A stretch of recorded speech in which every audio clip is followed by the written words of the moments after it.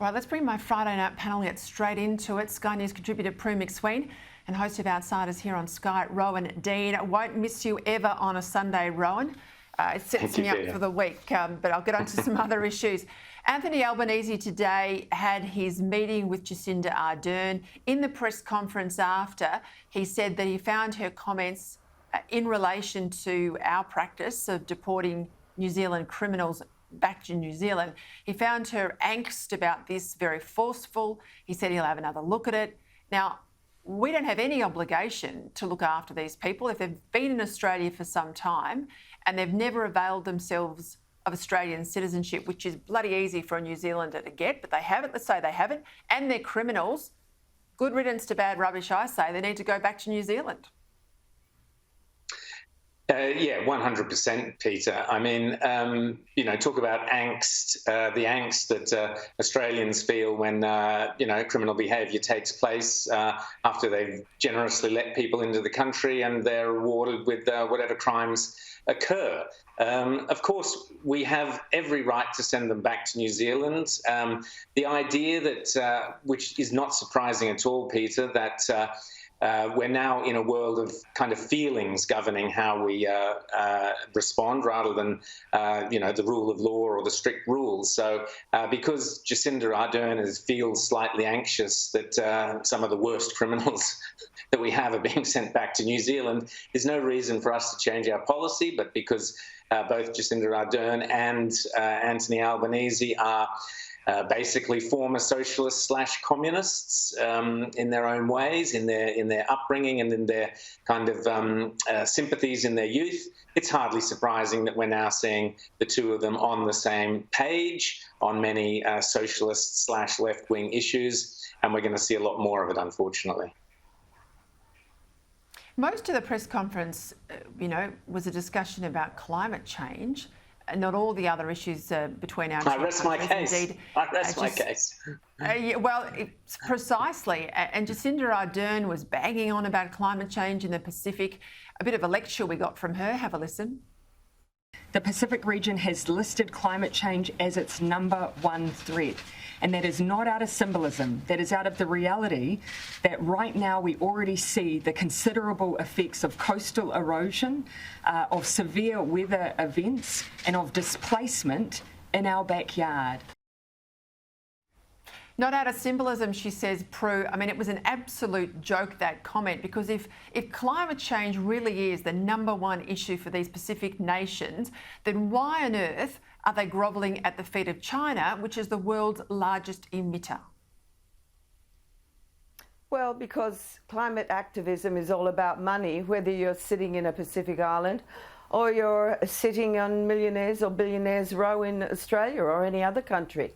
And sadly, I mean, China's read the room. It knows that if you throw money, it's going to woo people. In this case, the South Pacific islands who have turned their back on China, or seem to have turned their back on China, are still going to use their climate change concerns to coerce us.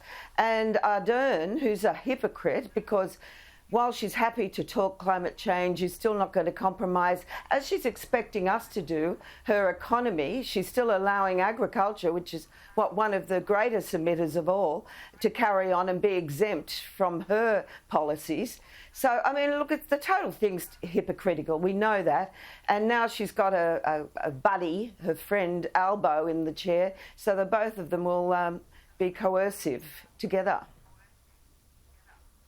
This is the problem, Rowan. I wrote about it in The Australian yesterday. It's the culture wars that Scott Morrison, the Liberals, ran away from, refused to partake in, said it's not a big deal, it's not sort of our core business. The moment the left get in power, we see this down in Victoria very much with Daniel Andrews, we're now seeing it within 3 weeks in Canberra. The moment the left get into power, they don't waste a minute going into these culture wars. They go hard and fast, and they are determined. And it's all got a moral tone to it. You disagree with them, you are morally bankrupt. Yeah, and this is what the left do so efficiently. They declare that they are on the side of the angels, and anyone who opposes their prescriptions or policies somehow must be a bad, terrible person. Wait for Anthony Albanese and to take a leaf out of Jacinda Ardern's so-called race policies or anti-racism policies. Peter, we see, for example, new Maori legislation could lead to Maoris in New Zealand being given water rights over and above non-Maoris. So imagine Anthony Albanese and Penny Wong and the First Nations mob here all going, "You beauty, we get ourselves this Uluru Voice, we have a treaty, and we build into that treaty, special water rights for Indigenous people, because after all, Peter, they were here first. Surely it's their water," and on it goes. And we have to speak up. It's critical that the opposition, that Peter Dutton and the opposition speak up against this First Nations nonsense. Just look across at New Zealand and look at the havoc that they are doing with racism over there, which they call anti-racism. And down in Victoria, the social state of Victoria, they've got an election in November. Daniel Andrews yesterday, Prue, gave all the health workers in Victoria a $3,000 bonus, paid for, of course, by taxpayers, and all the small business people that don't get a cent from him out of the lockdowns. Now, no issue at all with looking after healthcare workers, but this is a vote-buying exercise, and I think it stinks. It sure is. Pork barrelling is alive and well in Labor territory, even though they accuse the Libs of doing it. In this case, it may be a case of conscience too, because he was health minister for so many years and allowed the health system in Victoria to run down to what it is now. And where the hell, paying $3,000 bonuses is not going to, might make them feel good for a little while, but it's not going to solve the problem that they haven't got enough staff, trained staff, and that's going to take a lot of time. And they have really deprived hospitals and the whole health system, including the workers, of the right kind of budgeting and foresight that is needed.